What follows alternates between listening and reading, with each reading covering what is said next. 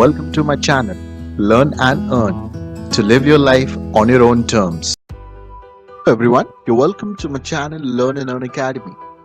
And today in this video, we are going to talk about India and its climate change initiative. Intended nationally determined contributions. What is INDC? And what is the contribution of United Nations Framework Convention on Climate Change?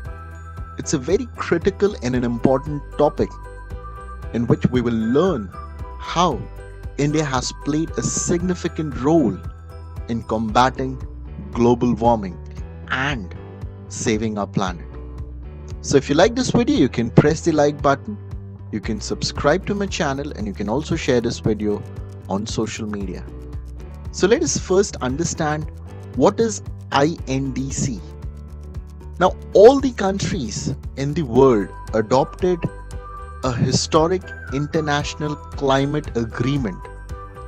So there was a climate agreement with all the countries at UNFCC. This was a convention, a conference which was held. The name of this conference was given COP21, and this conference was held in Paris, December 2015. So I'm sure you now understand what is INDC. INDC is an agreement, international agreement known as COP, which was signed in Paris in December 2015. Now, what does the agreement contain? The agreement says that by 2020, all the countries will adopt to certain measures to reduce climate change, to reduce the impact on climate change. So the agreement has intended nationally determined contributions. So all the countries who signed in the contribution decided that they all will have a contribution from their side to reduce the impact on climate change. So this is the agreement all about. Now, what is the goal of INDC? What are these intended national determined goals or contributions? So the first target of INDC is to reduce the global average temperature to below 2 degrees Celsius, and to also pursue efforts to limit the increase to 1.5 degrees Celsius. The other goal is to achieve net zero emission in the second half of the century. So these are quite significant and important goals if we think about the impact of climate which has been happening recently over the last few years. Droughts, floods, cyclone, tsunami, earthquakes. The event of these natural disasters is increasing every year, and this is because of climate change. So all the countries in the world need to come together and form an agreement where every country takes steps at their level to reduce the impact on climate. So this is what INDC is all about. Now, what is India's response? Now, India has a very good response and has already taken certain decisive steps, especially in energy sector. However, United States of America has acted irresponsibly and has pulled out of the climate treaty. Some countries claim more but do less, especially the developed countries. Developed countries are the countries who are responsible for the pollution which is existing in the world today. They have become developed only by exploiting nature to the maximum extent. And now, when the developing nations want to reach the level of development, they are being penalized, they are being targeted to take more steps. This is where the disagreement comes into picture. According to Kevin Anderson, UK has made no reduction in greenhouse gas emission.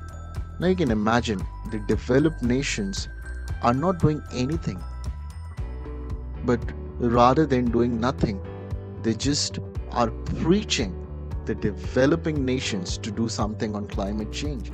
But it is they who have created all the mess. And they, that is the developed nations, need to take the responsibility to do something for the climate. Now, climate change is definitely a challenge for India. India has complex problems. There is a huge population which is in poverty, and India as a country needs to bring these people out of poverty, dealing responsibly with the global carbon challenge and building resilience to climate change. Now, what is India's position with reference to climate change? Now, India ranks 130 among nations in Human Development Index. And China ranks 86. So, if we compare the level of human development, that is the progress which people have made in the country, India lags far behind. So we as a nation still have 364 million people living in multi-dimensional poverty, which means in one form or the other. Half the country is at risk from events such as loss of a job or ill health of a family member. It is clear that the past development frameworks have not improved and have not done good for India. Now, what we need to do at this stage? Now, we need to deep and expand India's commitment to sustainable development goals. Only the transformative and cross-scale changes can realize the synergies of meeting sustainable development goals. We need to reduce the greenhouse emission and adapt a changing climate. Some of the steps which has been taken by India, especially by Bureau of Energy Efficiency, which is also known as BEE, all the appliances which comes in the market are labeled and the large scale procurement is done of the efficient devices. Labeling means putting a mark on the devices whether they are energy compliant or not. 5 star, 3 star, 2 star, etc. Building and cement industry. Innovation around housing and new materials including natural fiber composites. India expects to reach its ambitious solar target of 100 gigawatt capacity by 2022. States have shown renewable based microgrids which can become an important feature of electricity policy. Jharkhand has 249 remote villages powered by solar microgrids. Agroecology methods are best suited for increasing crop yield, raising profit, trapping soil carbon, reducing dependence on fertilizers and pesticides. Now, you would be wondering what is agroecology? Now, agroecology means use of renewable resources to generate, to produce crops, such as use of solar power to pump water to the fields and irrigate the fields. Andhra Pradesh is attempting to replicate widely one such approach, zero budget natural farming. Now, how can we put these plans into action?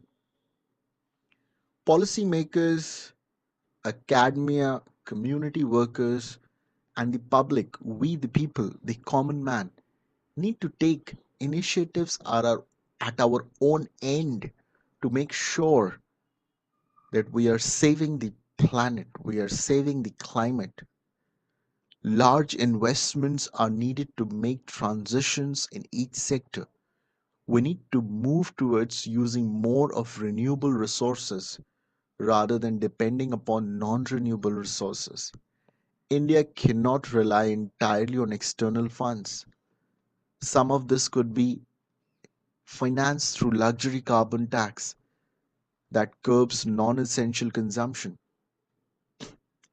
Now, these are some of the ways in which our country and the world can protect the climate, the planet, because essentially, at the end of the day, it is the people who have to live on this planet. And if we do not think about how to save our own planet, there is no one who can help us other than the climate itself, the nature itself. So I'm sure you would have certainly learned a lot about India's role in climate change, and this would have enlightened you on this great and important subject. So if you like this video, you can press the like button, you can subscribe to my channel, and you can also share this video on social media. Thank you. Have a great day. Bye bye.